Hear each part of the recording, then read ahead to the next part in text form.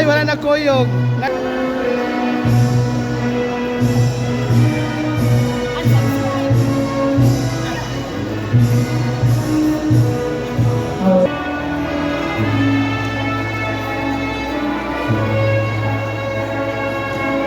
Ladies and gentlemen, please all rise for the entrance of colors.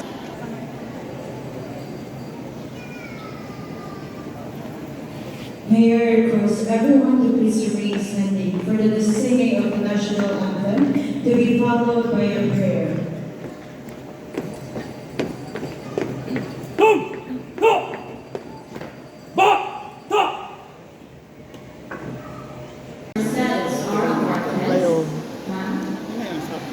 To our inspiring guest speaker, Mr. John Paul Sarlo, to our dedicated teachers, faculty, and staffs, to our beloved parents, guardians, friends, ladies and gentlemen, my fellow graduates, a warm and fruitful afternoon to all of you. As we gather here to celebrate this momentous occasion of our perhaps a hint of bittersweetness as we bid farewell to this chapter of our lives.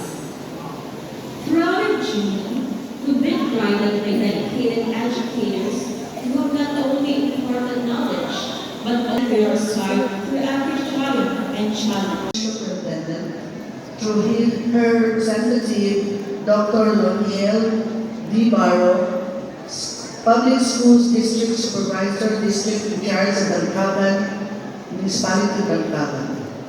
I hereby present to you 340 graduating students, candidates for graduation of Balcaban National High School, school year 2023-24, of which 164 are males and 176 are females. I hereby certify that they have satisfactorily completed all the requirements of senior high school secondary education under the K-12 curriculum. For your information, sir. By the authority vested upon me by our school's division superintendent, Dr. Victoria B. Gazo, and in my capacity as the district in charge of Balcaban District, and upon the certification of your school principal, Ma'am Mercedes Abarquez, that you have satisfactorily completed all the requirements set by the Department of Education and the K-12 Basic Education Curriculum of the Senior High School Program. I hereby confirm you graduates of the Balcaban National High School for school year 2023-2024. With all the rights, honors, and privileges appertaining thereto. Congratulations!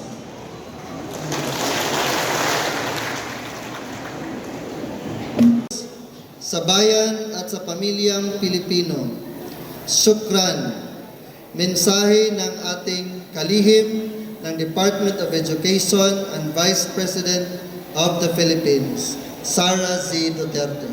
Maraming salamat po. Thank you, our PSDS Dr. Lionel D. Barro. We are now down to the recognition of honor graduates. Once more, may we request our dignitaries on stage.